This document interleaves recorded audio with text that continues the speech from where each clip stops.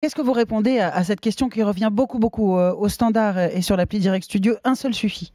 Un seul suffit pour tuer, pour faire un acte terroriste. Un seul suffit. Qui est quelque chose qui revient communément. À cette question, moi je réponds que 80 enfants sont revenus depuis 2014 et il n'y en a pas un seul qui a commis un attentat ou un moindre agissement en France. On peut aussi répondre que ceux qui ont fait des attentats en France ont grandi dans les valeurs mais ne sont pas non plus nécessairement partis.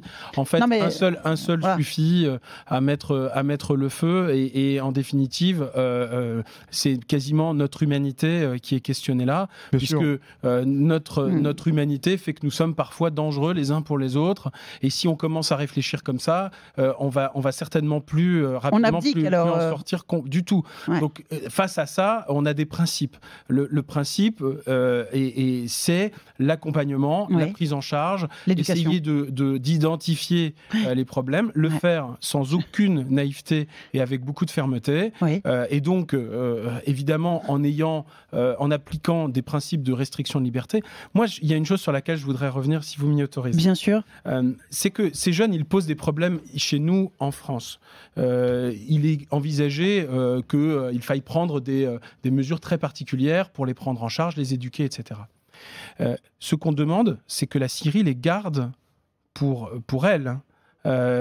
Et donc, on demande à la Syrie, on demande à l'Irak de garder en Irak des Français qui nous posent des problèmes, parce que ils nous posent des problèmes, ils ne vont pas, ils vont pas poser de problèmes à la Syrie et à l'Irak. Donc nous ne voulons pas des jeunes Irakiens qui viendraient poser des difficultés sur notre sol et nous les expulsons vers leur pays d'origine, et nous voudrions que les Syriens gardent les Français qui posent des difficultés. C'est d'ailleurs dans cette optique qu'avec 2 autres avocats, vous avez déposé plainte internationale devant le Comité des droits de l'enfant de l'ONU. Vous accusez l'État français de violer la Convention des droits de l'enfant par son inaction. C'est ce que vous venez de nous expliquer.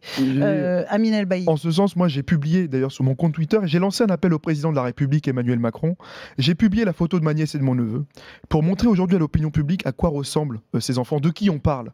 Mettre un visage sur des mots. Une bonne fois pour toutes. Je vous propose d'aller voir le replay d'ailleurs de l'émission de France 2 hier, où c'était 7 à 8. 7 à 8, pardon, sur TF1, où vous avez effectivement un reportage dans le camp de Al-Hol. Vous pouvez voir les images et vous pouvez mettre des visages sur les enfants. Une pétition a été lancée à l'initiative des avocats. Ouais. Elle a recueilli 5200 signatures. Ouais. 5200 Français aujourd'hui. Des avocats, face des aux 67% juristes, des députés. Des Français qui ne veulent pas du retour des enfants. Ce sondage ne veut rien dire. Ouais. Aujourd'hui, ce sondage, il a été fabriqué, il a été monté 2 jours après une interview de l'extrême droite sur les plateaux télévision. Et ce sondage, aujourd'hui, ne veut rien dire.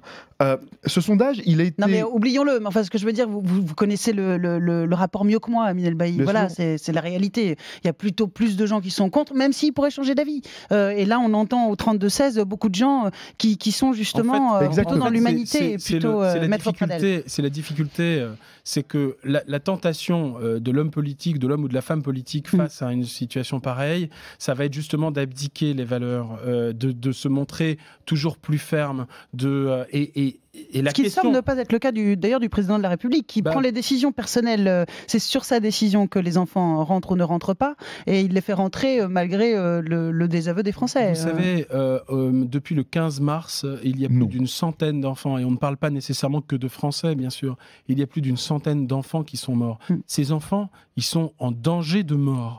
Ils sont en danger de mort là-bas. Quand on dit il faut les sauver, c'est pas juste une figure de style. Donc dire qu'on peut les sauver, le pouvoir, c'est en fait le devoir. Et je crois vraiment qu'il faut qu'on arrive à accepter cette idée de les faire rentrer. Si le président de la République doit être lucide face à cette situation, il constatera le danger dans lequel ils sont. Et j'ai envie de vous dire, moi, ce qui me désole dans ce type de situation, c'est qu'il faille être courageux pour prendre des décisions évidentes. Parce que, et être courageux pour un homme politique, c'est prendre le risque de la désapprobation. D'aller contre son opinion. En l'occurrence, les valeurs, elles commandent d'aller peut-être contre une partie de l'opinion.